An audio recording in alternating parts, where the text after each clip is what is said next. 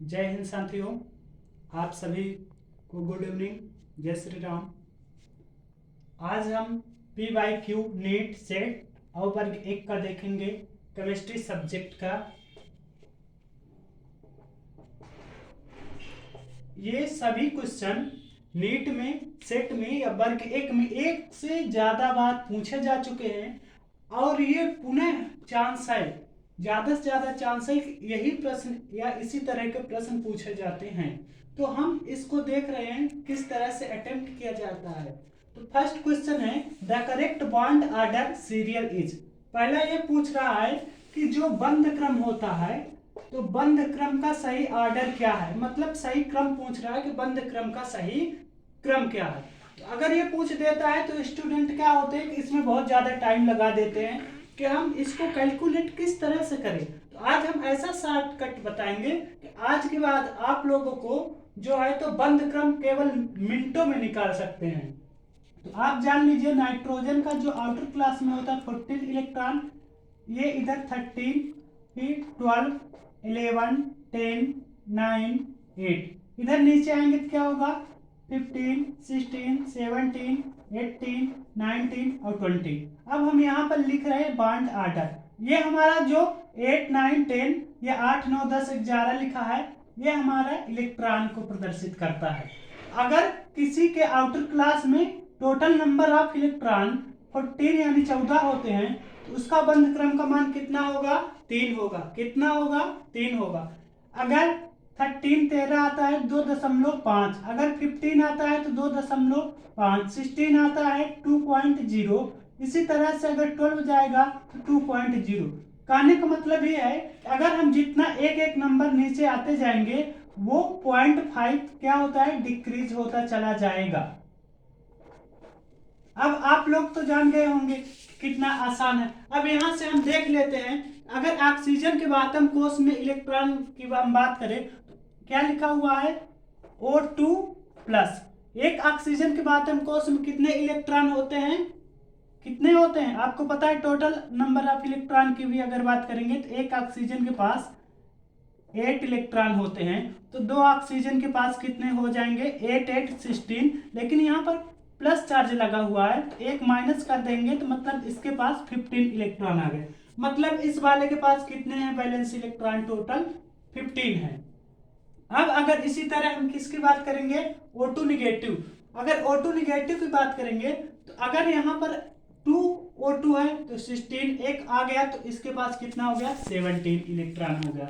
अब इसी तरह से अगर इसकी बात करेंगे तो इसके पास O2 बस है तो इसके पास कुल इलेक्ट्रॉनों की संख्या हो गई 16 हो गई। तो अब यहां से हम देख लेंगे 15 इलेक्ट्रॉन के लिए कितना आता है 2.5, फिर O2 के लिए आता है 16 2.0, फिर 17 है कितना है 1.5।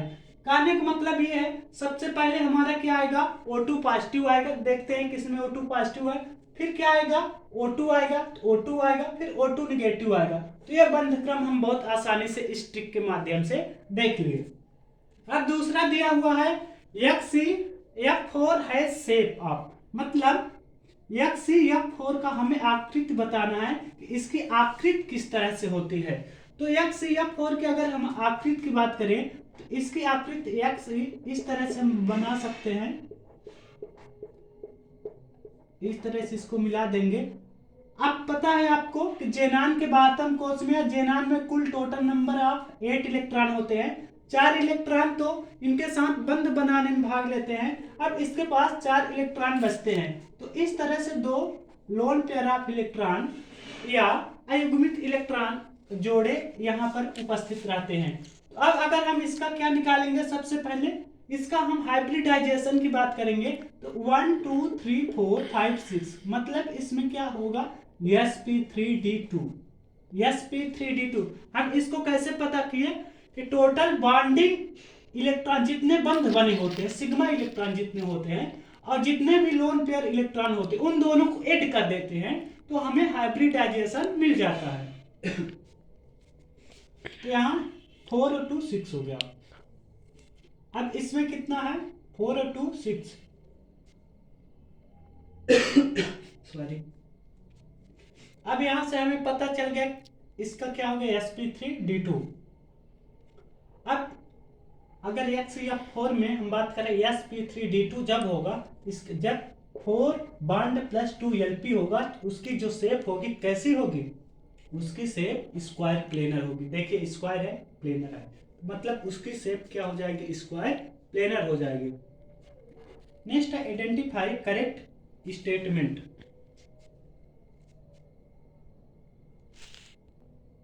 अब नेक्स्ट है आइडेंटिफाई करेक्ट स्टेटमेंट।